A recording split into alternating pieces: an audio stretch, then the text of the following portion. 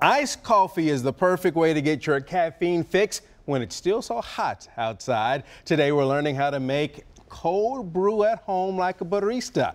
Christine Geringer from White Bison Coffee is showing us how.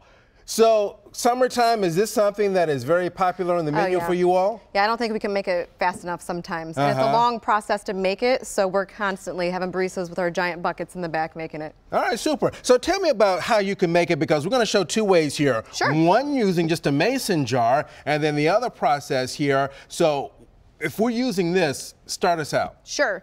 So two of the biggest things when making coffee at home that we get the questions about is how do you make it? And so our two pieces are the ratio of coffee to water and then also the water quality, so making sure it's filtered water. So coarse ground coffee, you can find a mason jar probably at home, so this is probably going to be the easiest. And you say coarse, just what's the kind that we can use in a coffee pot?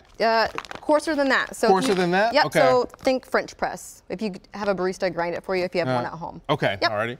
So already pre-did this, but our ratio that we tend to use is a 1 to 6 when making cold brew. So we're going to do 4 ounces of coffee. Okay. And then you do 3 cups of water. Alrighty.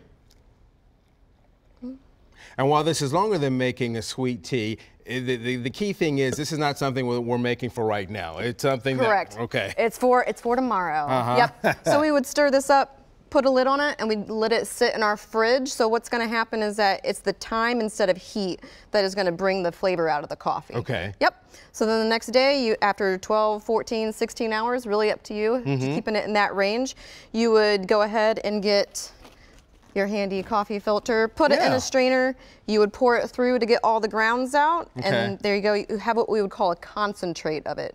So you would still do a 1-to-1 ratio of the concentrate to water to get the delicious cold brew that you would want to drink. Super, so that's a way to do it in a mason jar. That's another process, that's a quicker process. Yes. But where does the milk come in? Or is it just topping it off? Oh, so we can make one for you. So we already have one here. Okay. And it's just ice, we put our cold brew in it. What kind of milk do you like? Whole milk. Whole milk, we can do that. We'll put some of our honey cinnamon syrup that we've made. Okay. So as you do that, you've got some other things that are over here as well. You've got a lot of coffee, but you've also got some sweet treats to go with that coffee. Oh yeah, everyone likes a little something to go with their coffee. So we have pastries, we have food as like sandwiches, bistro boxes, salads, all kinds of stuff.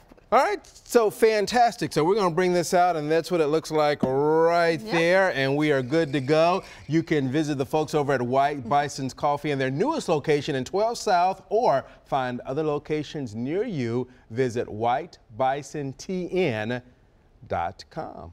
Great, thank you very much for being with us and for the lesson today.